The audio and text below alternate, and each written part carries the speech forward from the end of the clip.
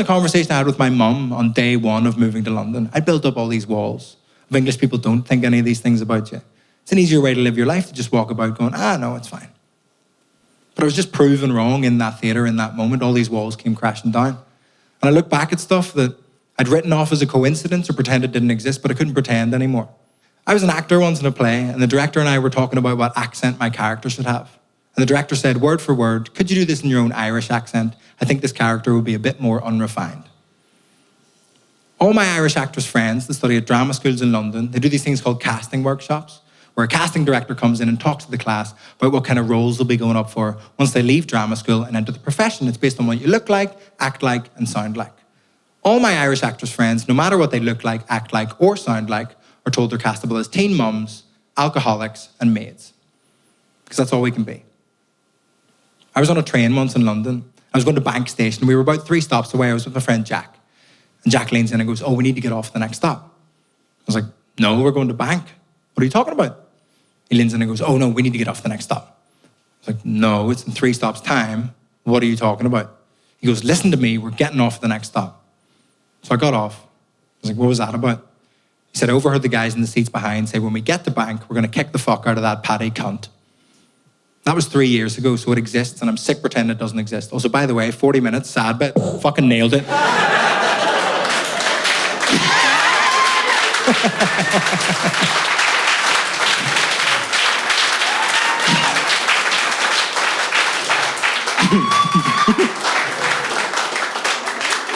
That's how you get nominated for an award.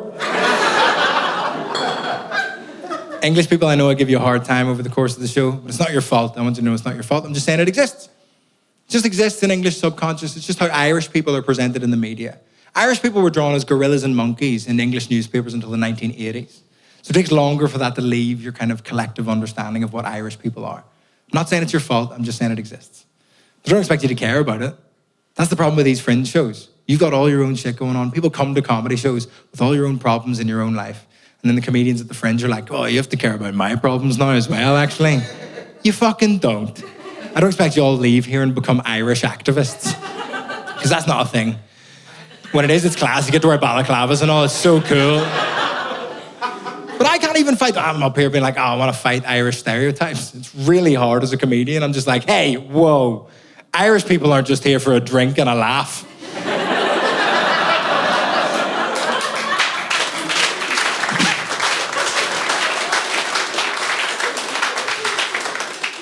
But you're not going to care about that. We've all got our own problems, and you can't expect people to care about your problems. I learned that during the pandemic.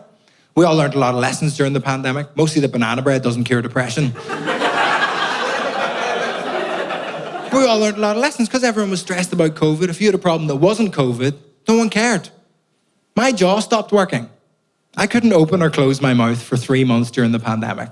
But it wasn't COVID, so no one fucking cared. People were like, my granny died of coronavirus.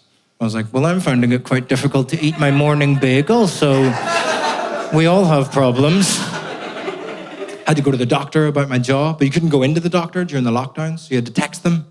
On the Ask My GP app, we were texting our GPs. I was like, my jaw doesn't work, what's the fucking crack? Text back XOXO. She was like, "Hello."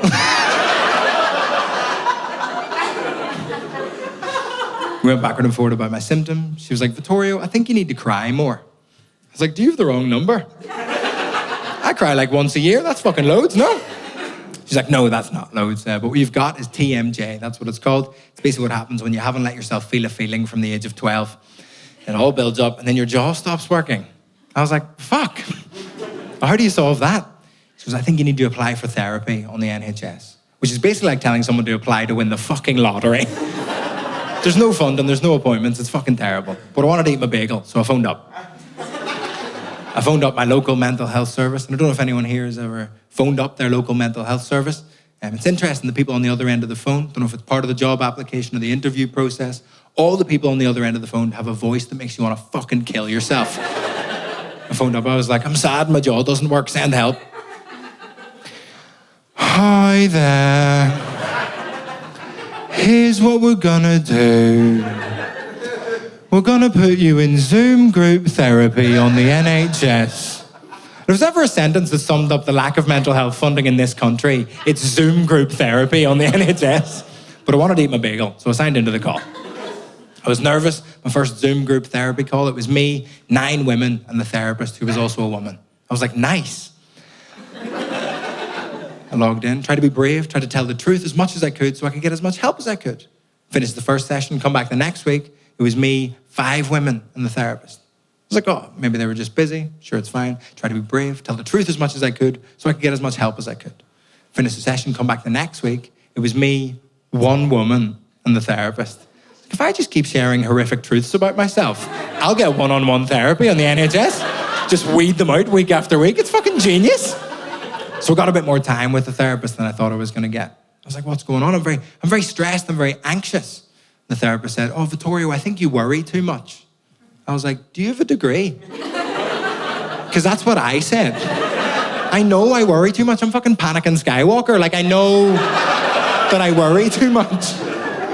She just parroted it back to me. It was so strange. It was like my, back home in Belfast, we've got this little dog called Cosmo. He's a little Cavachon, little fluffy thing. And he shakes every so often and we didn't know why.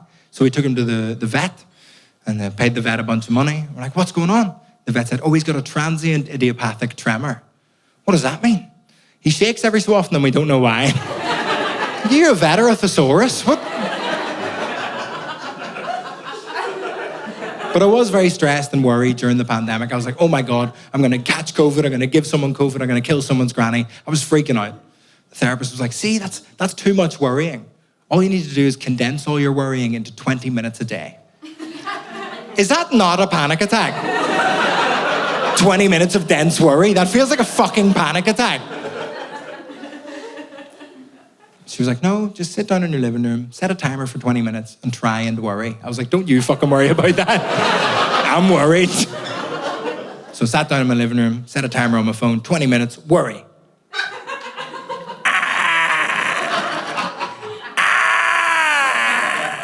Woo! Beep, beep, no more worrying.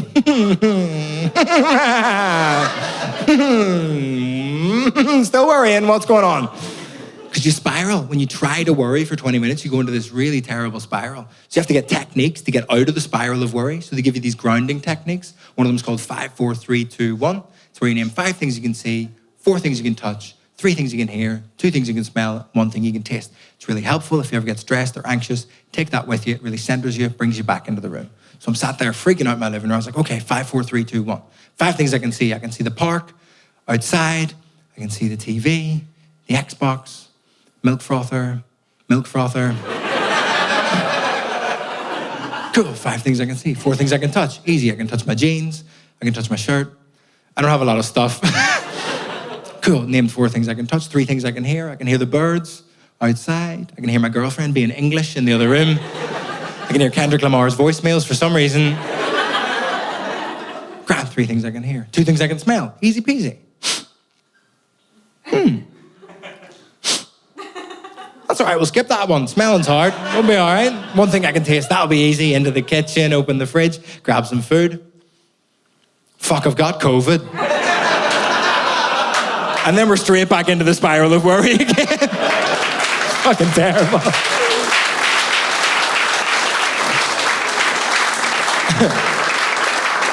I did get COVID. You know, I did get COVID. I feel like everybody got COVID, but it fucked me up. Fucked me up so much. I was so unwell. We'll do that again, and it was your fault. I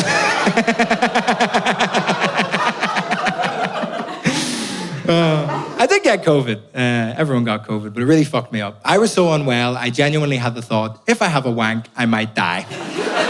Which, when you live with Inception hand job, is very stressful. I went to bed every night like, this is the last time I'm going to sleep. It's over for me. We're done. I was building a peace wall out of pillows. I was like, fucking stay away.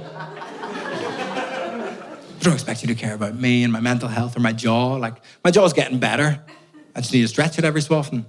So if you see me after the show, going like that, I am not on coke. It's so annoying. People always think I am. People endlessly come up to me in bars and are like, oh, mate, are you selling pills? I'm like, no, I'm depressed. You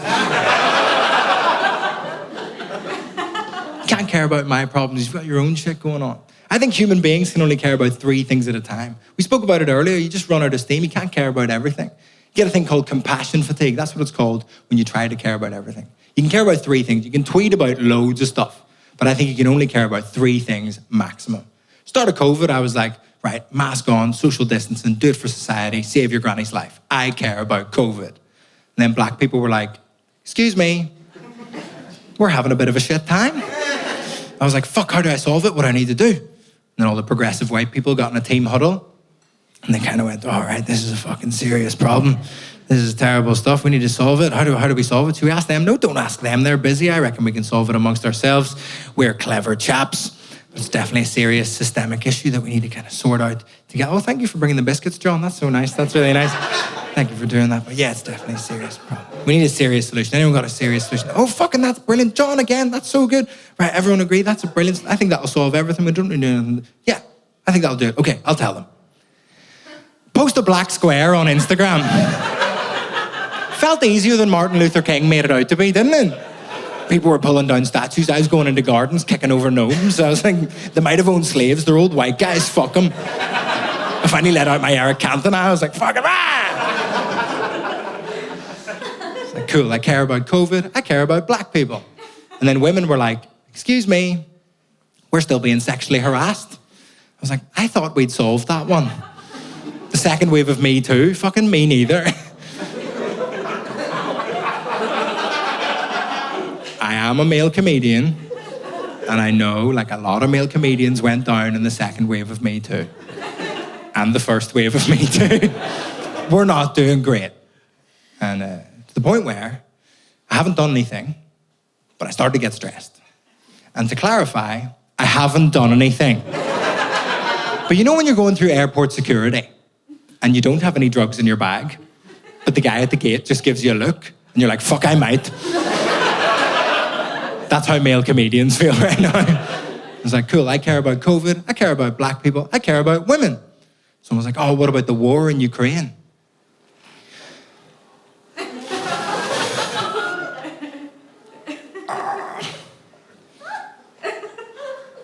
Fuck Ukraine.